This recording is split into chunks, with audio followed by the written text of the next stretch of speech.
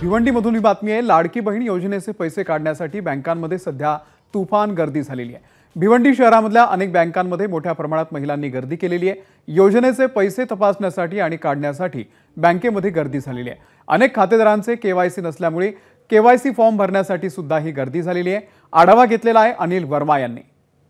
मुख्यमंत्री लाडकी बहीण योजनेचे पैसे जे आहेत ते लाडकी बहिणीच्या खात्यामध्ये येण्यास सुरुवात झालेली आहेत आणि ते पैसे काढण्यासाठी बँकांमध्ये मोठ्या प्रमाणात गर्दी होण्यास सुरुवात झालेली आहे। आपण बघू शकतो आपलं जे खाते आहे ते अनेक दिवसांपासून तात्पुरता बंद असल्यामुळे केवायसी न झाल्यामुळे ती या ठिकाणी बंद आहे। त्यामुळे अनेक जण जे आहेत ती केवायसीचे फॉर्म भरण्यासाठी या ठिकाणी मोठ्या प्रमाणात जे गर्दी आहे ते करायला सुरुवात झालेली आहे। लाडकी बहीण योजनेचे पैसे काढण्यासाठी म्हणजे एवढी गर्दी आहे, तुम्ही बघाल ना 2 दिवसात केवायसी साठी दिलेलं आहे आणि पैसे बघाल तुम्ही किती गर्दी आहे। लाडकी बहीण योजनेचे पैसे आले तर अनेक गर्दी त्याच्यामुळेच गर्दी वाढली। अजून कशामुळे काही दुसरं पण काम करता येत नाही आपल्याला, काही अकाउंट खोलायचं असेल त्याच्यासाठी, काय दुसरी काही कामं असतील त्यासाठी जागाच नाही, ढकलाढकली चालू एवढी।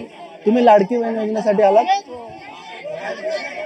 मी म्हणणार आहे की लहान लहान मुलं घरी सोडून आलो तर आम्ही आता लाडकी बहीण योजनेसाठी पैसे जे भेटलेत, आता काय माहिती भेटलेत का नाही, अजून अकाउंट तेच बघायला आले ते चेक झालंय का नाही म्हणून। गर्दी मोठ्या प्रमाणात मोठी मी 9 साडेनऊ वाजेपासून इथे येऊन थांबले, पैसे भेटले नाही भेटले। आता तर फॉर्म भरला, आता काय माहिती 3-4 दिवसांनी बोलले कळल म्हणून।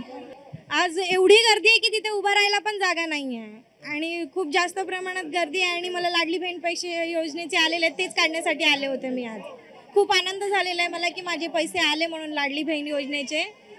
या ठिकाणी मोठ्या प्रमाणात गर्दी झाली, परंतु बँक प्रशासनाच्या वतीनं कोणत्याही प्रकारची सोय किंवा सुविधा या ठिकाणी नसल्यामुळे मोठ्या प्रमाणात या ठिकाणी गर्दी झाली आहे। त्यामुळे चेंगराचेंगरीसारखे प्रकार देखील होण्याची दाट शक्यता आहे। त्यामुळे लवकरात लवकर यावर एक सोयीची उपाययोजना करण्यात यावी अशी मागणी केली जात आहे। अनिल वर्मा, एबीपी माझा, भिवंडी। एबीपी माझा, उघडा डोळे बघा नीट।